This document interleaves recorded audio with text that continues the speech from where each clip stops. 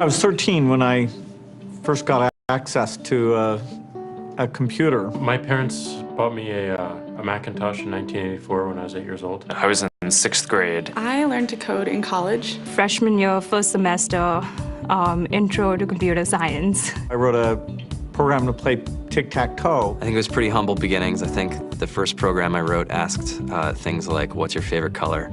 Or how old are you? I first learned how to make a green circle and a red square appear on the screen. The first time I actually had something come up and say, hello world, and I made a computer do that. It was just astonishing. Learning how to program didn't start off as wanting to learn all of computer science or trying to master this discipline or anything like that. It just started off because I wanted to do this one simple thing. I wanted to make something that was fun for myself and my sisters. And I wrote this little program and then basically just add a little bit to it. And then when I needed to learn something new, I looked it up either in a book or on the internet and then added a little bit to it. It's really not unlike kind of playing an instrument or something, or playing a sport.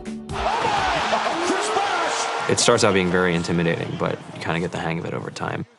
Coding is something that can be learned, and I know it can be intimidating. A lot of things are intimidating, but you know, what isn't? A lot of the coding that people do is actually fairly simple.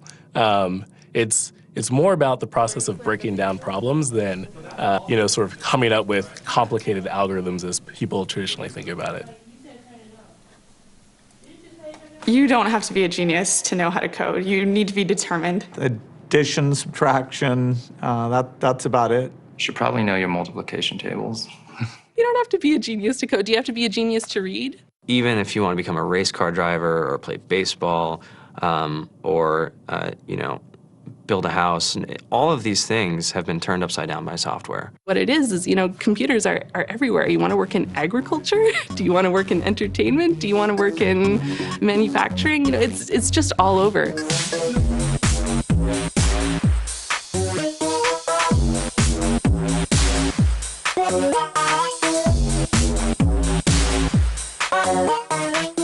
Here we are, 2013. We all depend on technology to communicate, to bank, information, and none of us know how to read and write code. When I was in school, I was in this after-school group called the Whiz Kids, and when people found out, they laughed at me and all these things, and I'm like, man, I don't care. I think it's cool, and I'm learning a lot, and some of my friends have jobs. Our policy is literally to hire as many talented engineers as we can find. The whole limit in the system is just that there just aren't enough people who are trained and have these skills today. To get the very best people, we try to make the office as awesome as possible.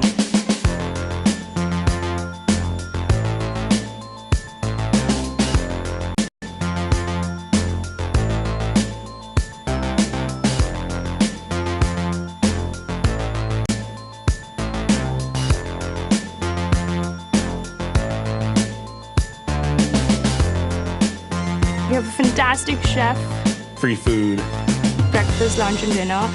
free laundry. Snacks, even places to play and video games and scooters.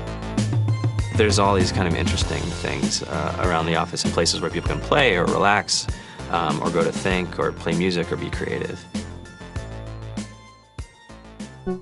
Whether you're trying to make a lot of money or whether you just want to change the world, computer programming is an incredibly empowering skill to learn. I think if someone had told me that software is really about humanity, that it's really about helping people by using computer technology, it would have changed my outlook a lot earlier. To be able to actually come up with an idea and then see it in your hands and then be able to press a button and have it be in millions of people's hands. I think we're the first generation in the world that's really ever had that kind of experience.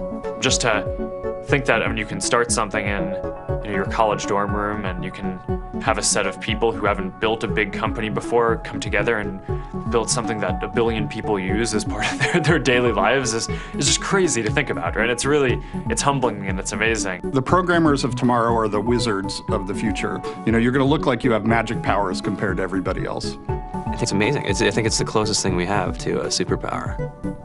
Great coders are today's rock stars. That's it.